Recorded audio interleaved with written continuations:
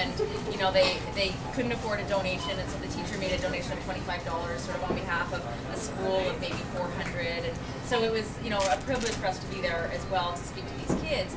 And I think it was maybe 3 months afterwards, Jane emails and she's like, do you want me to scan these letters that they just kind of arrived, because their house was our sort of central for sort of general correspondence, and all the kids had written us these nicest letters of like, hey, I learned about this, I'm still turning off the water, and like all these incredible messages that were like months later then they decided to write to us. Yeah. So, I like the one that ended up with, I love pie. Yeah, there was that random one. That good 8-year-old comment, right? It's like, thank you for teaching us about the planet. P.S. I love pie. I love pie. Wicked. That's good. Yeah, we posted it on our blog, and we had a couple of our readers say like, oh, I like pie too. Yeah. Oh, yeah. Yeah. Oh, man. It's just Which is the cool thing about kids. They don't think about things too much. They just do it. Yeah. You say it. Like, we've had everything. Oh, man. Yeah. My grandma recycles. Yeah.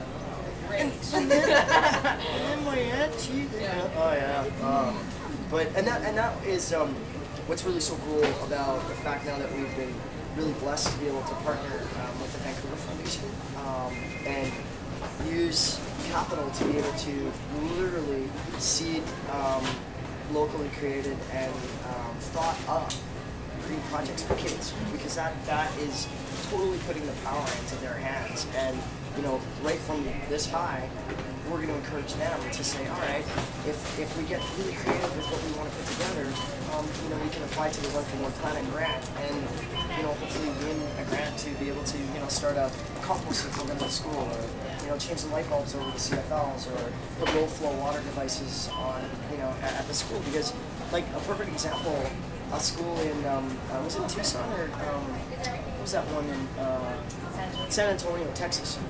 And this is a while ago.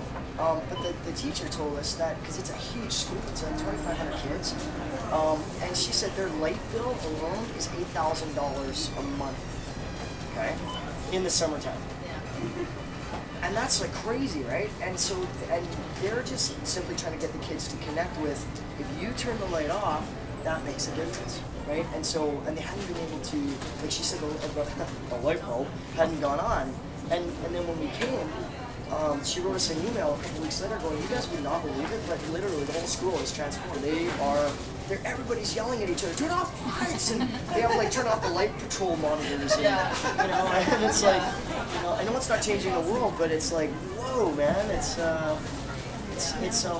feels like a big gift to be able to do what we're doing and then hopefully make a difference in that respect, and so although it may seem that we're sort of at or near the finish line, we're really like 500 miles. This is kind of like our big coming out or celebration party for the legacy that we're now starting. It's a great way to get known and get the word out there and have a really fun and crazy time to start this legacy where the funds that we'll raise will then go towards starting these projects for kids.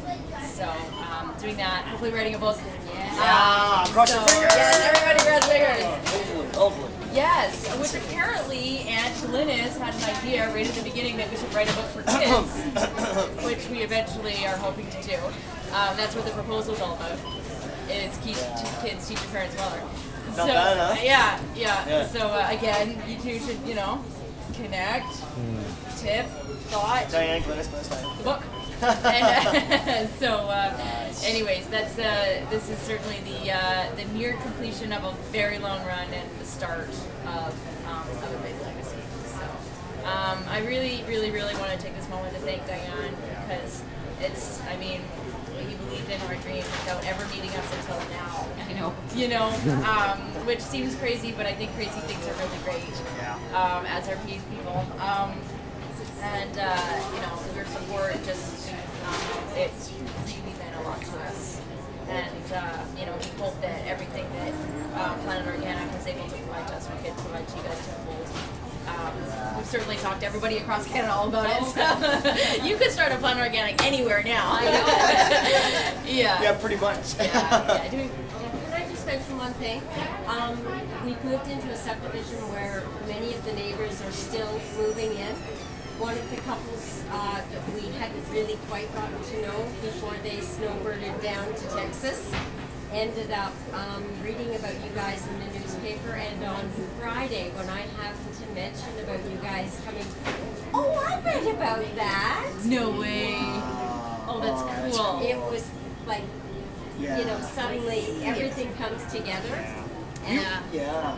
We were on that note. Yeah, we were in El Paso. It was crazy. Like practically in Mexico. Juarez was right across the river. Yeah. And everybody who's been to El Paso, Juarez it's a third world country. And it's shocking to actually see that everybody's living side by side and the conditions people have to live in. But we were at after school events. We went just to go fill up on some food, and this lady comes running up to us in the parking lot. She's like, "Hey, run for one planet! I read about you guys back in Canada." And then she'd been following us online. Yeah, she was like on a runner's blog. On runner's blog, yeah. And she was like right outside her RV in El Paso. I'm like, who are you? Like, I'm like, crazy. really? You know?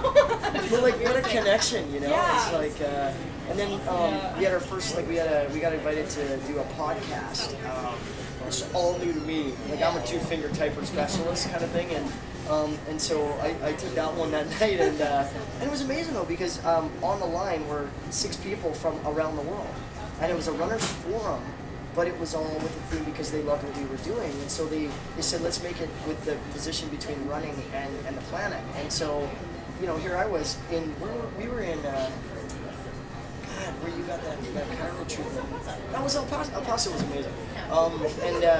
And so here we were talking on Skype, you know, around the planet to people about this run, and then we started getting emails from people from all over the world saying, England, like Spain, all over the place. Yeah. Crazy. Well, You know, we're truly global. yes. I love how you do your back and forthing between the two of you. He looks at you like, where was that again? Like you can see, you know. Yeah, you know the story. You always know. Like, this How one. has your relationship changed during this year?